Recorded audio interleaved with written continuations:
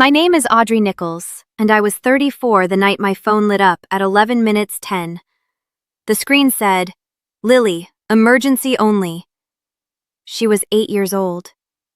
I answered on the first ring, and under the static and the rain, I heard a small voice, almost a whisper.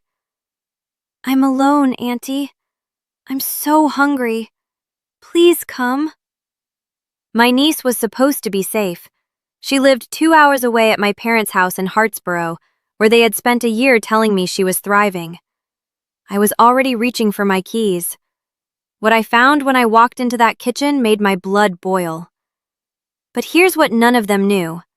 I count money for a living, and every dollar a person spends leaves a trail. Welcome back to Calm Drama Stories, where ordinary people face impossible family choices and quiet courage outlasts cruelty. If stories about standing up for the ones who can't stand up for themselves are why you're here, drop a comment and be sure to subscribe. I drove the whole 2 hours with the wipers on high and my hands at 10 and 2. People who know me will tell you I don't panic. I left home at 18 with 2 suitcases and a scholarship I'd half earned, half begged for, and I built a small forensic accounting practice the slow way, one client at a time. You learn a certain stillness doing that work. You learn that screaming never finds the missing money. Patience does. So, I didn't scream. I just drove. But somewhere past the county line, I let myself ask the question I'd been avoiding for months. How did a child end up calling her aunt on a cracked pink flip phone at 10 at night? I'd given Lily that phone myself, a cheap prepaid thing, the Christmas after her mother died. My mother had laughed at it. "She's got us," Carol said. "What does she need a phone for?" I'd insisted anyway. Old habit. I'm the one in the family who plans for the thing nobody thinks will happen. For a year, I'd asked to visit and been told the same thing in the same warm voice. Lily was settling in. Lily needed routine. Too many faces would unsettle her. I'd offered to take her for a summer, and my father told me, "A child needs one home, not a revolving door." I believed them because believing them was easier, and because they were her grandparents, and because the alternative kept me up at night. The rain came harder near Hartsboro. I told myself I was overreacting.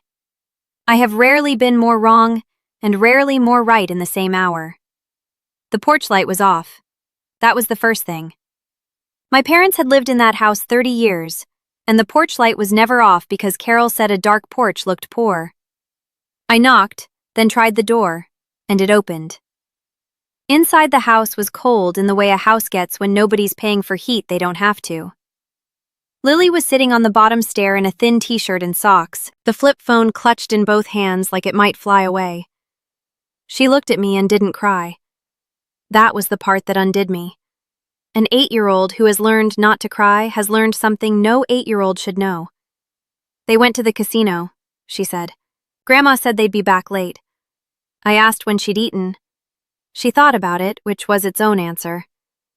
I went to the kitchen and opened the refrigerator, and the light barely came on, and the inside hummed over almost nothing. A carton of milk 3 days past its date, a bottle of ketchup, the heel of a loaf of bread in a twist-tied bag. I checked the freezer, the pantry. The pantry was padlocked. A child's pantry padlocked in a house with a brand new flat screen glowing in the next room. I made Lily scrambled eggs from the only 2 eggs in the door, and while they cooked, she pulled a sandwich bag of crushed saltines out of her backpack and set it on the counter, careful, like a person rationing supplies. "In case," she said, and didn't finish. Then headlights swung across the kitchen wall, and a car door slammed, and I heard my mother laughing on the front walk. Carol came in first, still laughing at something, a department store bag on her arm. She saw me, and the laugh stopped like a record lifted off a needle. "Audrey, what on earth?" Not a question. My father followed. Roy, broader and slower, smelling of cigarette smoke and the casino floor. He didn't say hello. He looked at the eggs on Lily's plate, and then at me, and something in his jaw set. I kept my voice level. I asked why the pantry was locked, and why there was no food, and why an 8-year-old was home alone at 10 at night. Carol's whole face rearranged itself into wounded patience. She's not a baby, Audrey. She knows to call if there's a fire. I asked again about the food, and my mother said the thing I will hear in my sleep for the rest of my life. Said it lightly, like it settled everything. She's fed, she's housed. What more does a child need? I looked at the new television. I looked at Lily, who had gone very still over her plate. Roy stepped between me and the stairs, not touching me, just placing his body in the path. You left this family, he said. You don't get a vote. I understood. Standing in that cold kitchen that they had rehearsed this, not these exact words, but the posture of it, the certainty that I was the intruder and they were the wronged ones. I have audited people who embezzled for a decade while smiling at the company picnic, and I know the difference between guilt and grievance. They didn't feel guilty, they felt interrupted. I picked up my coat. I was not leaving Lily, not really. I was leaving to do the only thing that has ever worked for me. On my way out, I saw it propped against the fruit bowl on the kitchen counter where the fruit should have been.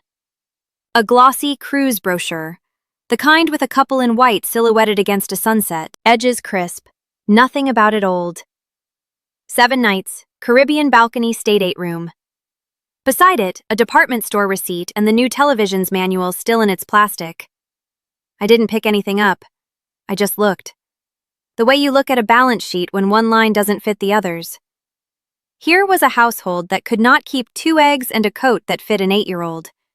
And here was a 7-night cruise with a balcony. I have spent my career on exactly that distance. The gap between what a person says they can afford and what they actually spend. The gap always means something. Carol caught me looking. We work hard, she said sharp now. We're allowed nice things. Nobody had said they weren't. I said goodnight to Lily and crouched down and told her quietly that I would call her tomorrow on her phone and that she should keep it charged and keep it close. She nodded. Her grandmother watched us with her arms folded. In the car, I sat for a full minute before I turned the key. And I did the thing I do when a number won't leave me alone. I wrote it down. Cruise balcony, 7 nights, new television, padlocked pantry, empty refrigerator, a child who rations crackers. I didn't know yet where the money was coming from, but I knew it was coming from somewhere. And I knew children don't generate income, and I knew exactly who in that house thought I'd never check. Everything in me wanted to carry Lily out to the car right then. I want to be honest about that because I think a lot of people would have, and I don't blame them. But I knew what would happen if I did. They were her legal guardians. I was an aunt with no standing and a head start of about 40 minutes. Taking her would have been called abduction in any courtroom in this state, and it would have handed them the one thing they didn't yet have. A reason to paint me as the unstable one. The system that was failing Lily was the same system I'd need to save her. And you don't beat a system by breaking it. You beat it by knowing it better than the people hiding inside it. So I drove the 2 hours back to Bellhaven, with my jaw aching from clenching it.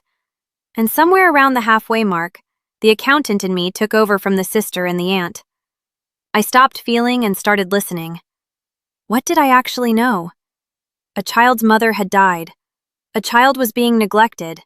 Not beaten, neglected. Which is quieter and harder to prove and just as real. And there was money in that house that didn't belong there. I don't raise my voice. I build a record. By the time I pulled into my own driveway at almost 2 a.m, I wasn't furious anymore. Fury burns out. I was something colder and more useful. I opened my laptop, made coffee I didn't need, and started doing the only kind of digging I'm any good at.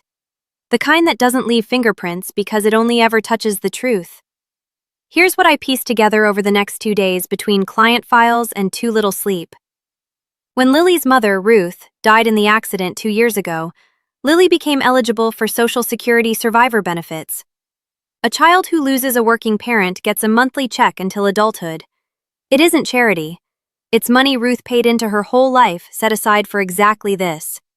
Someone has to receive it on the child's behalf, a representative payee, and that someone is legally bound to spend it on the child. Food, clothing, shelter, medical care. Whatever is left over is supposed to be saved for the child in the child's name. I already knew who the payee was before I confirmed it.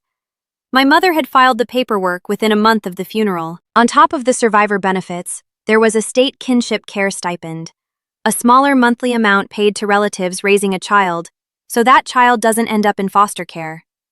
2 streams of money, both with one purpose, both flowing into a house with a padlocked pantry. And here is the detail that turned my stomach and sharpened my focus at the same time. A representative pay, who is the child's own parent, is exempt from filing the annual accounting. A grandparent is not.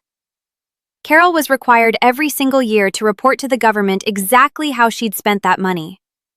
I wondered, sitting there at 2 a.m, whether she ever had. I wondered what a year of that accounting would show if anyone ever made her produce it. I am very good at making people produce things. The question was no longer whether money was missing. The question was how much, and how I'd prove it without ever raising my voice. I tried the kind way first. I want that on the record too, because the people who love control will always tell the story as if you came at them with knives. I called my mother on a Sunday afternoon and kept my voice easy.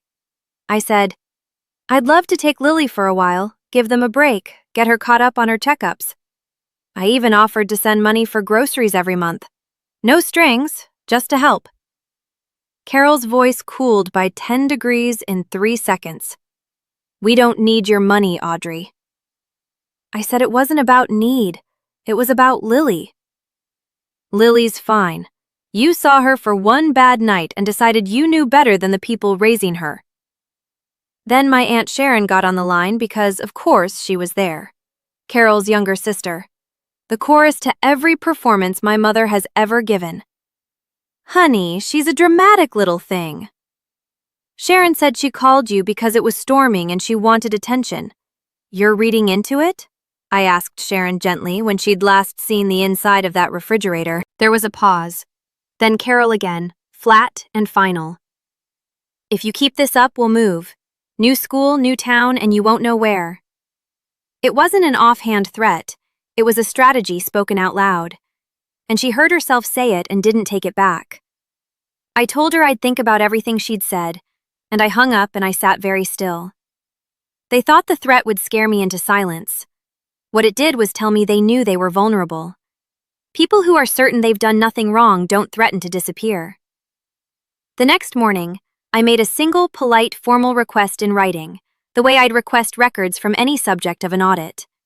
As Lily's aunt and closest blood relative besides her grandparents, I asked to see the annual accounting for the survivor benefits, the report any payee is supposed to keep in file. I framed it as concern, not accusation. I copied no lawyers, named no agencies, made no threats. I just asked the paper to talk. The reply came from my father, and it told me more than any document could have. He didn't say, "Of course," and he didn't say, "Here it is." He said it was none of my business, that the government had no problem with how they did things, and that if I contacted anyone official, he would make sure I never saw Lily again. I read that email 4 times. I couldn't pull a federal file from my kitchen table, and I won't pretend otherwise. Those records aren't a thing a worried aunt just looks up. But I knew the rules. A grandparent payee owes that accounting every single year, and failing to file it is in the language of the agency that watches these things, an indicator of possible misuse. I also knew the sound of a clean pay, and this wasn't it. A clean pay hands you the receipts and says, "Good riddance." They don't threaten to hide the child. So I didn't have proof yet. I had a refusal that behaved exactly like a confession, a rule they were almost certainly breaking, and a clear idea of who could pry the rest loose once a court was involved. In my line of work, we have a quiet phrase for the moment a subject stops cooperating and starts threatening. We call it consciousness of guilt. I had just watched my own father demonstrate it in writing with his name on it. I built the rest of it the way I build any case, brick by lawful brick. Never once doing the thing the movies love, the secret recording, the hidden camera. I don't need theater. I need documents, because documents don't get nervous on the stand, and they don't change their story. I requested Lily's school records as the family member I am, and they told their own quiet tale. 11 absences in one semester. A standing spot on the free lunch list, which I was glad existed, and sick that it was her only reliable meal. A note from a teacher about a child who asked to take leftover snacks home. I found the gap in her medical care. 2 years without the checkups an 8-year-old should have. No dentist, an expired prescription nobody had refilled. None of it was a bruise. All of it was a pattern. And patterns are what I do. I started a timeline, a real one. Dates down the left side, the way I'd build it for a jury. Money in, money out. A child's needs unmet alongside a grown couple's wants met in full. I called the family law side of a firm I'd done forensic work for and asked hypothetically what it would take. The answer was sobering and exactly what I expected. Courts move slowly. Courts favor stability. Courts do not snatch children from grandparents on the word of an aunt who lives 2 hours away. No matter how empty the refrigerator, I would need it airtight. So I made it airtight. And every few nights I called a cracked pink flip phone and a small voice answered. And I kept my tone light and my questions gentle, because the last thing that child needed was to feel like evidence. Those phone calls became the spine of the whole thing, though I didn't plan them that way. Lily would answer on the first ring, always like she'd been holding the phone, and we'd talk about nothing for a few minutes so it wouldn't feel like an interview. Her drawings, a library book she'd hidden under her mattress so it wouldn't get taken. Then, in the offhand way kids tell you the worst things, the details would come. The pantry was locked because Grandma says I snack too much. She didn't have a winter coat that fit. She wore last year's sleeves at the elbow. Some nights they went out and she stayed home with the lights off so the electric bill doesn't go up. One night, scrolling through her phone with me on the line to find a photo she wanted to show me, she went quiet. "Auntie," she said, "there's a number in here that says Daddy." I asked her to read it to me. She did slow one digit at a time. I wrote it down and stared at it. My brother Daniel had been gone for a year and a half, and the family line was that he'd fallen apart after Ruth died and abandoned his daughter and run off. I'd half believed it, the way you half believe the worst about people when you're tired and far away. But here was his number, alive in his daughter's phone, saved by a man who plans to come back. "Have you ever called it?" I asked. "Grandma took it out of my contacts," Lily said. "I put it back in the notes part so they wouldn't see." 8 years old and already smarter about preserving the truth than the adults charged with raising her. I made a note that night, the kind I never lose, to preserve that little phone and everything in it before anyone thought to wipe it. I told her I loved her. Then I hung up and called the number. It rang 6 times.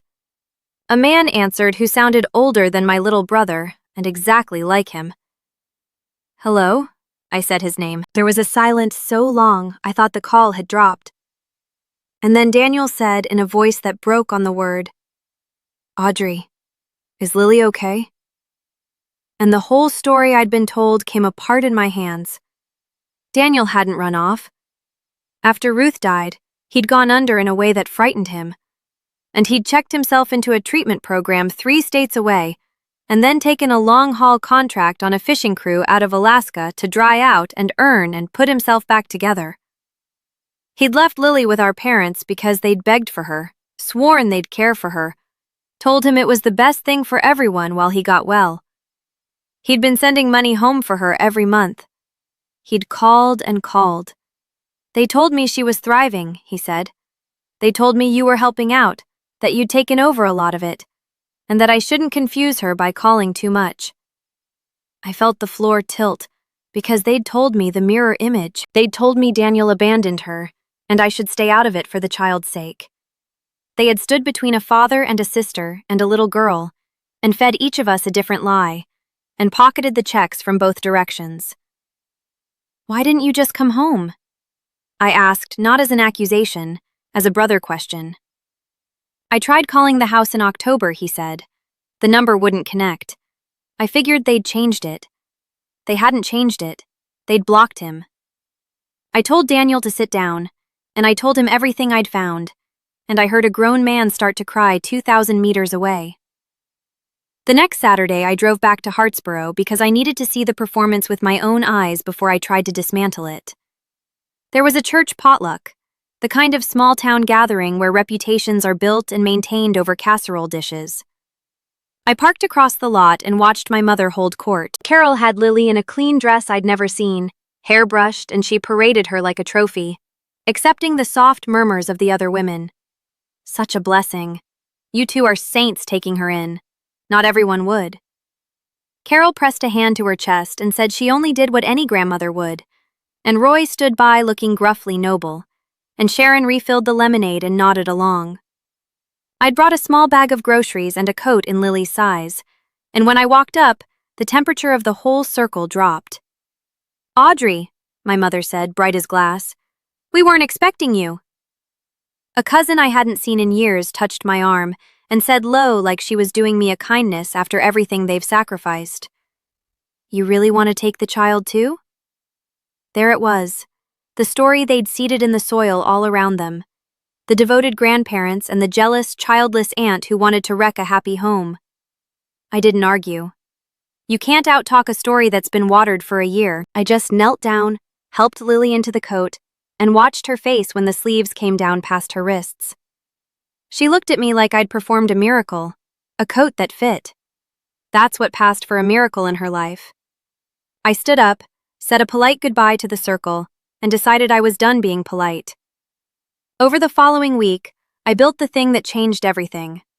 And I want to describe it plainly because it's what I'd ask you to hold in your mind for the rest of this story. I couldn't subpoena a bank from my kitchen. That would come later through lawyers and a court order. What I could do was reconstruct the shape of it from the pieces already in reach. I knew the benefit amounts. I knew survivor checks land on a fixed schedule, the third of the month, steady as a heartbeat with the kinship stipend close behind. I had what Daniel could legally hand me, his own records of the money he'd wired into that household, and I had what anyone with eyes could see in that house. The new television, the patio set, and the dated cruise brochure I'd watched lean against an empty fruit bowl. I laid it out the only way I know how. A clean working ledger, dates down the side. Money owed to a child on one side. On the other, a comfortable life nobody had earned with a 7-night balcony cruise booked within days of a benefit landing. And in the space where Lily's expenses belonged, the groceries and the winter coat and the dentist, there was a silence you could hear. I couldn't prove the casino withdrawals yet, or the salon charges, or the catalog orders, but I knew they were there. The way, a wall is hollow before you ever knock on it. I wasn't angry anymore. I had something better than anger. I had the skeleton of a case, and I knew exactly which court order would put the flesh on it. I took everything to a family law attorney named Patricia Hale, a woman about my mother's age with reading glasses on a chain, and absolutely no patience for cruelty dressed up as duty. She read the ledger without a word, slid it back across the desk, and said, "Well, you build a tidy case, don't you?" I told her it's the only thing I'm good at. She walked me through the path, and she was careful, the way good lawyers are, never promising what a judge would do. We would file a petition for emergency custody, arguing that Lily's welfare was at risk. We would request formally and through the court the full guardianship and pay accounting that nobody had ever produced voluntarily, and the financial picture I'd built would not by itself take Lily out of that house. That wasn't how it worked. But paired with the school records, the medical gaps, and a welfare check, it could move a court to act, and it could trigger a separate review of how the benefits had been handled. Misuse of a child's survivor benefits is its own serious matter. Patricia said, "The agency can require full repayment. It can refer the case further. That's not our courtroom, but it's a door that opens once the numbers are on the table." She looked at me over the glasses. "You understand? I can't tell you they'll go to prison. I told her I didn't want them in prison. I wanted Lily at a table with food on it, and a father who was allowed to call her. Then let's get the documents in front of a judge, she said, and let the documents do the talking. That was the whole strategy. Not a single raised voice, just the truth. Filed in triplicate on time. They felt it coming the way animals feel weather. The day after Patricia's office sent the first formal letter, the phone calls to Lily started getting harder to make.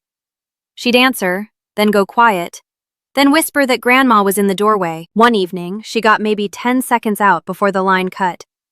And when I called back, it went straight to voicemail. The next afternoon, Lily managed a single text, typed in the slow, careful way of a kid who isn't sure she's allowed.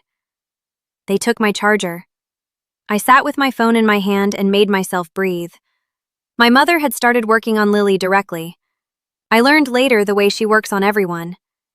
Auntie Audrey is trying to break up our family. Auntie Audrey doesn't really want you, she just wants to win. If you go with her, you'll never see Grandma and Grandpa again. And won't that be sad? 8 years old, and they were teaching her to be afraid of the one adult fighting for her. Carol also called Patricia's office herself, sweet as pie, to say there had been a misunderstanding and that of course she'd be happy to clear everything up. And by the way, they were considering a move closer to Roy's brother in another state for Lily's stability. And wouldn't it be a shame to disrupt all this litigation? Patricia translated it for me in one sentence. She just told us she's a flight risk on a recorded line to a lawyer. I almost laughed. People who love control cannot help narrating their own plans. It's the same instinct that makes an embezzler keep the spreadsheet. I told Patricia we needed to move before the moving truck did. She was already drafting. That night I didn't sleep, and for once, I didn't try to. We filed everything within 72 hours, and the petition did what petitions do when there is real concern attached. It triggered a welfare check from the county. I wasn't allowed to be there, which was its own kind of torture, sitting in a Patricia's waiting room while a stranger walked through that house. But the report, when it came, read like it had been copied off my own notes by someone who'd never met me. The caseworker documented the refrigerator, the same near-empty hum I'd stood in front of weeks before. Except now it was official, photographed, dated in a government file. The padlocked pantry, a child wearing clothes too small in a house with a new television and a patio set. And the detail that stopped even the caseworker cold. The one she wrote up in her own words. She'd found in Lily's backpack and tucked under her mattress and in a coat pocket. Small hidden stashes of food. Saltines, a granola bar, half a sandwich wrapped and saved. A child who hoards food is a child who has learned somewhere deep and early that food is not guaranteed. You can argue about a lot of things in family court. You cannot argue with a kid's body score. The caseworker's report didn't use the word my mother had used. It didn't say the child was fed and housed. It said the child showed signs of chronic neglect and food insecurity in a home with apparent discretionary income.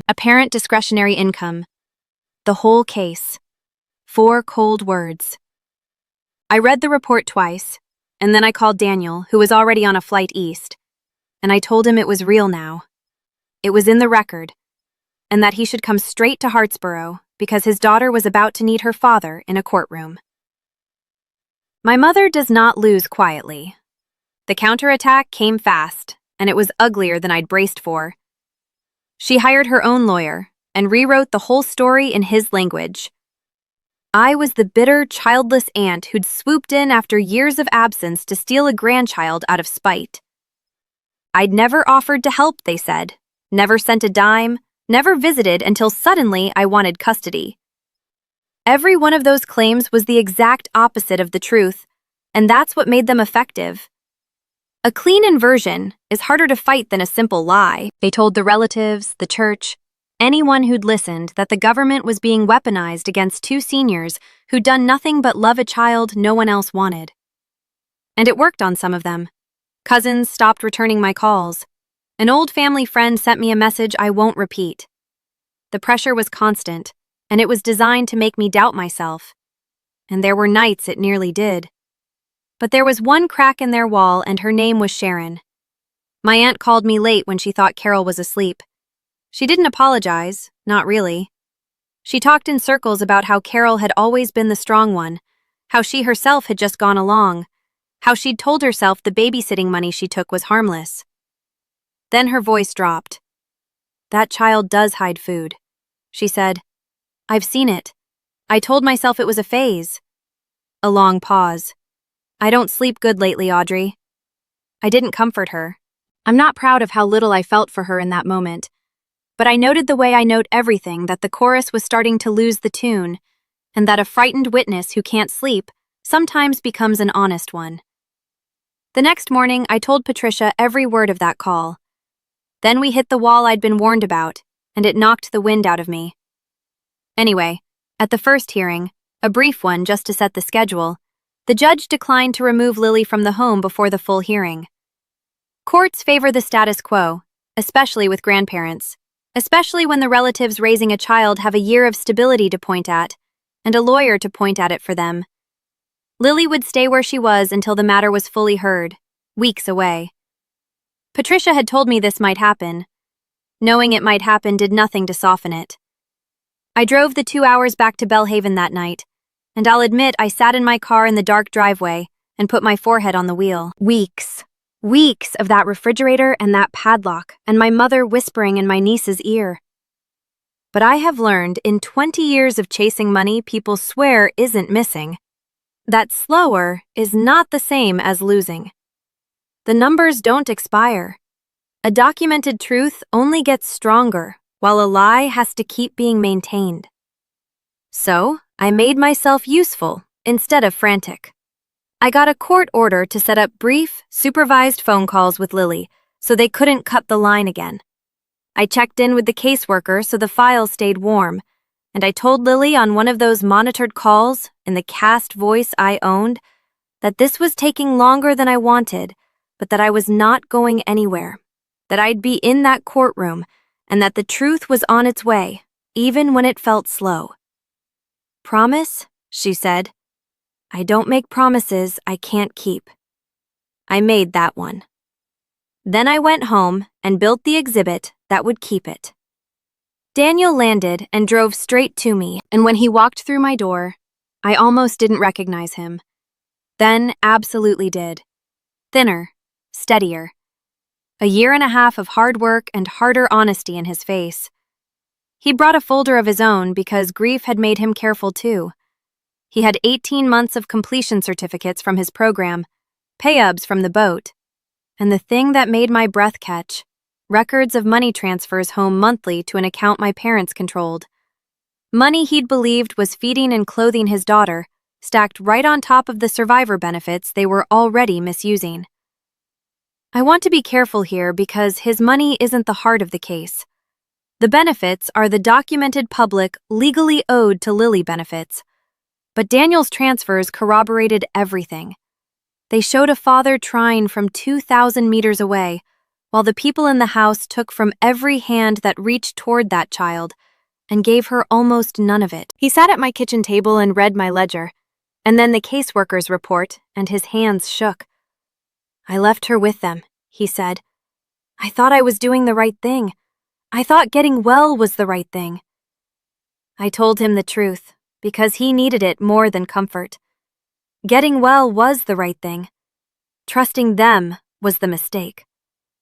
And it was a mistake any decent person makes about their own parents, because the alternative is unthinkable until it's sitting in front of you in a government file.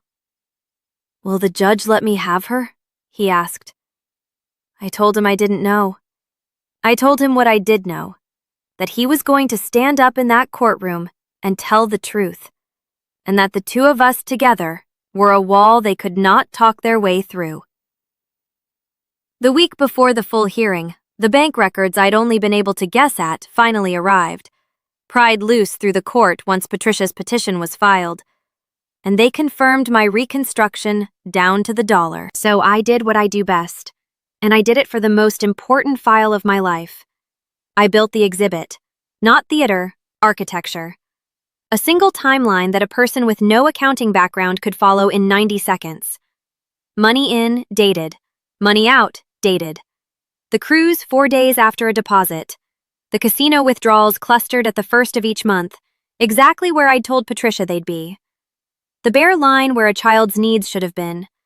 Beside it, the school records, the medical gaps, the caseworker's photographs of that humming near-empty refrigerator. And one more thing, the smallest and maybe the heaviest. From that first week, I'd flagged Lily's cracked pink flip phone as evidence and told Patricia to have it preserved before anyone thought to wipe it. Now, with the call logs formally in hand, I finally read the whole record it had been keeping. 14 calls. 14 times that child had tried to reach me or her father across those months, and the nights the calls didn't connect lined up to the day with the periods her grandparents had her phone for charging. A phone they'd dismissed as a toy had been keeping the truth the whole time. I organized all of it into a binder, tabbed and indexed, and I made 3 copies, and the night before the hearing, I laid it on my kitchen table and looked at it for a long time. There's a feeling you get sometimes when a case is finally whole, when every number has somewhere to be and nothing is left dangling. It isn't triumph. It's quieter than that. It's the feeling of a thing being true and being able at last to prove it. I closed the binder, set it by the door, and laid out my clothes for the morning like a soldier the night before. That same night, late, my supervised call with Lily came through, and her voice was smaller than usual. The hearing was the next morning, and somehow she knew the size of it. "Grandma says if the judge listens to you, I'll have to leave my room," she said. "She says, you'll take me away from everybody." I closed my eyes. My mother was still working right up to the buzzer, teaching a child to fear her own rescue. I kept my voice level the way I had through this whole long thing, because Lily had had enough adults lose their composure at her. I told her nobody was going to make her disappear from anyone who truly loved her. I told her that tomorrow some grown-ups would talk for a while in a quiet room, and that her job was just to be 8 years old, and that mine was to make sure the truth got said out loud. "What if they don't believe you?" she asked. And there it was. The same fear I'd carried 2 hours up the highway on that first stormy night, handed back to me in a child's voice. I thought about the binder by my door, every page of it. "Lily," I said, "I brought receipts." She didn't understand the joke, but she heard the steadiness under it, and that was the point. "I'm alone, Auntie. I'm so hungry. Please come." She'd said that to me weeks ago, and I had come, and now I had to finish coming. All the way through a courtroom. "Go to sleep, sweetheart," I told her. "Tomorrow's the day the grown-ups finally listen." I hung up. I did not sleep. I was ready anyway. The Hartsboro County Family Courthouse is a plain brick building with bad lighting and worse coffee. And on the morning of the hearing, it held everyone who mattered in this story. My parents sat with their lawyer, a slick man in a gray suit. Sharon sat behind them. A few relatives filled the gallery there to support the saints. Daniel sat beside me in a borrowed jacket, gripping his folder. Patricia laid our binder on the table like it weighed nothing. My mother had dressed for the part. A soft cardigan, a little gold cross, the costume of a woman who only ever loved. Her lawyer opened exactly the way we'd expected. He spoke of 2 devoted seniors on a fixed income who'd taken in an orphaned grandchild when no one else would. Of a son who abandoned his child. Of an aunt who'd been absent for years, and now, out of bitterness, sought to tear apart the only stable home this little girl had known. He said the word stability the way a magician says a magic word over and over, hoping repetition would do the work of proof. He gestured at Carol's cardigan and Roy's grave nod. He painted, in short, the picture they'd been painting for a year. And for a few minutes in that fluorescent room, I watched the judge listen to it with a neutral face, and I felt the old fear rise. Then Patricia stood and said the truth was simpler than all of that, and asked to walk the court through the record. I had told Patricia I didn't need to make a speech. The whole strategy of my life is that the documents make the speech. So we put the exhibit on the screen, one clean page at a time, and I answered the judge's questions in the flat, specific voice I use with clients. No adjectives, just dates and dollars. Here is the survivor benefit deposited the 3rd of each month. Here is the kinship stipend. Here is the cruise, balcony, state 8-room, 7 nights. Here is the date the deposit cleared, 4 days after a benefit payment. Here are the casino withdrawals clustered at the 1st of every month. Here is the new television, the patio set, the salon, the catalog orders. And here, Your Honor, is the line for the child. Groceries, clothing, medical care, a coat that fits.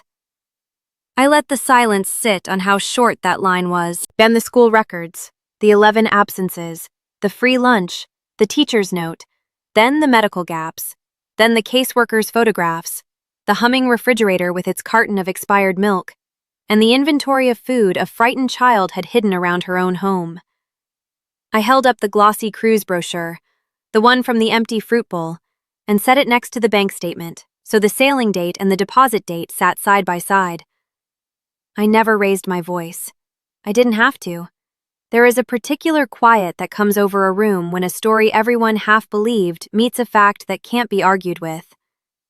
The judge looked at the brochure, looked at the photograph of the refrigerator, looked for a long moment at my mother in her soft cardigan, and my mother, who had been dabbing her eyes for the gallery, stopped dabbing. Patricia let the numbers breathe, and then she did the thing we'd planned, the only flourish in an otherwise bloodless case. She asked me, for the record, what my mother had said the night I found Lily alone, about the child's needs. I repeated it word for word in the same flat voice. She told me, Your Honor, that the child was fed and housed and asked what more a child needs. Patricia let that hang. Then she gestured at the screen, at the 4 days after a deposit cruise, and the clustered casino withdrawals, and the photograph of an 8-year-old's hidden saltines, and she said quietly to the room, "We now know precisely what Mrs. Nichols believed a child needs. The record shows what she spent the child's money on instead."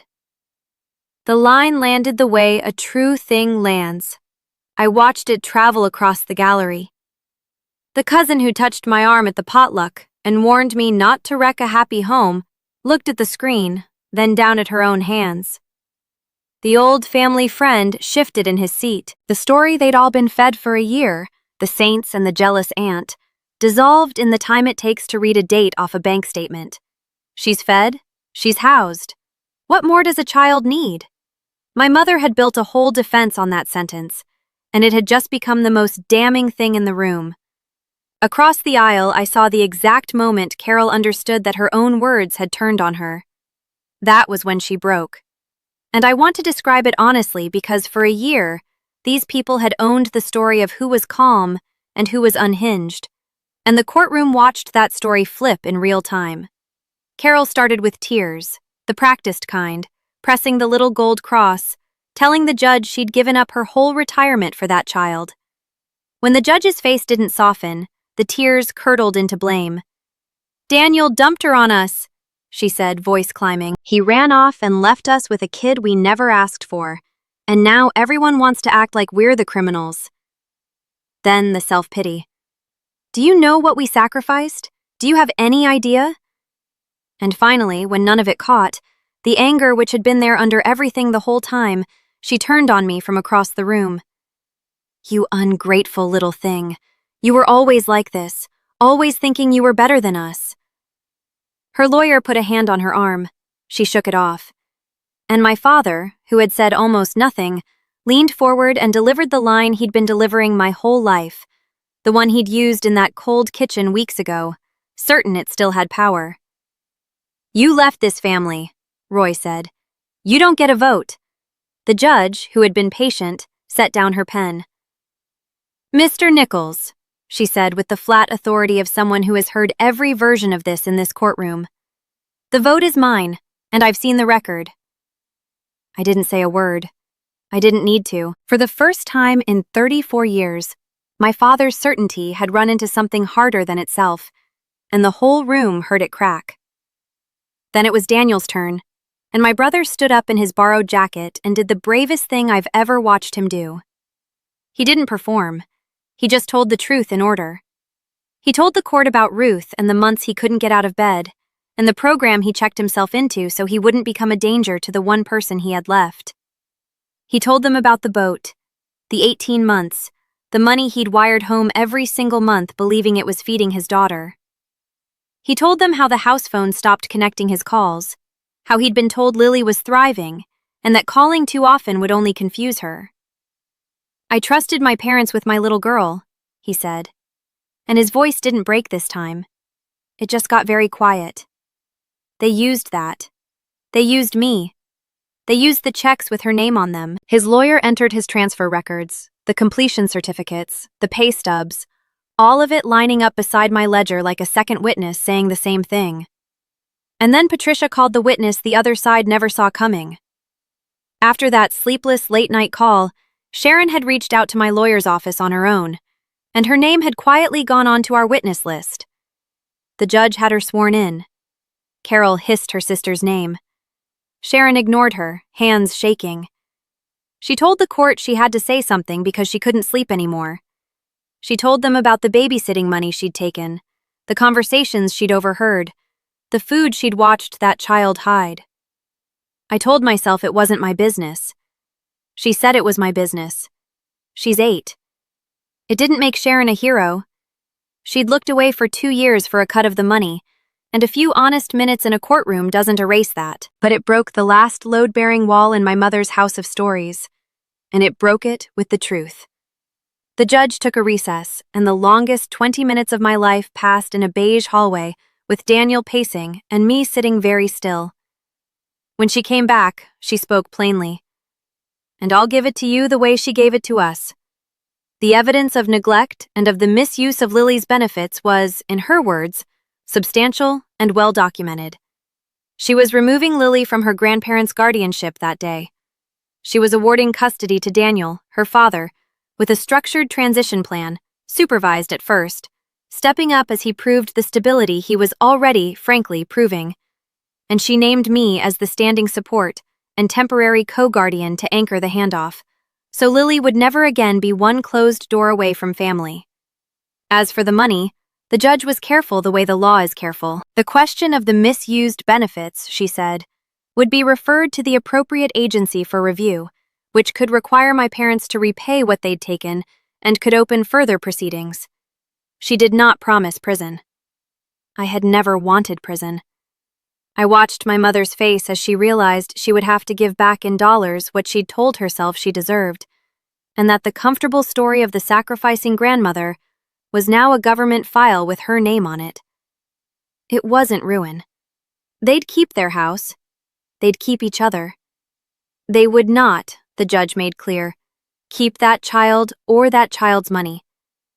And across the room, a little girl who'd whispered into a cracked phone on a stormy night was told in the gentlest voice that hard woman owned that she was going home with her dad.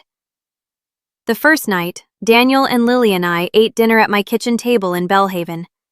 A real one, roast chicken and too many vegetables, and a store cake with no occasion except that we could. Lily ate like she still wasn't sure it would last, and then slowly like she was starting to believe it might. She wore a coat that fit, hung by my door where she could see it. The cracked pink flip phone sat in her pocket out of habit, though she didn't need to whisper into it anymore. The next week, we got her a real phone with her dad's number and mine and nothing to hide. My parents kept their house and their version of events for the relatives who still wanted it, which was fewer than before. The agency review went forward. Last I heard, they'd been told to repay what they'd taken on a schedule that would follow them a long while. I take no pleasure in that part, or not much. They were not monsters in a story. They were two people who decided a child's needs were smaller than their own comfort, and who told themselves a warm lie until a cold ledger made it impossible. If there's a moral I'd carve over the door of that courthouse, it's a simple one. And I learned it from an 8-year-old with a prepaid phone. Daniel found work near me and an apartment 2 blocks from mine. Close enough that Lily can walk to my place after school and does most days, dropping her backpack and raiding a refrigerator I keep deliberately gloriously full. She doesn't hide food anymore. It took months. It took a counselor and a lot of ordinary dinners, but the hiding stopped. Sharon wrote me a letter once, 3 pages, mostly about herself. I read it and didn't write back, but I didn't throw it away either. She told the truth when it counted, late and for the wrong reasons, and after years of looking away. And I've decided that's a real thing, even when it isn't a clean thing. We don't see my parents. Maybe someday, supervised. If Lily ever wants to, that'll be her call when she's grown. Some doors you leave shut, and some you just leave for the child to open later. Blood made us relatives. It was showing up in a storm, building the truth one line at a time, and refusing to look away that made us a family. That's my story. One frightened call, 2 hours of rain, and a folder of facts that spoke louder than any shouting match ever could. If this reminded you that quiet courage and a clear record can protect a child when good intentions can't, take it as your sign to check on the kid nobody else is checking on. Share this with someone who needs to hear it. Drop a comment, hit subscribe, and I'll see you in the next one.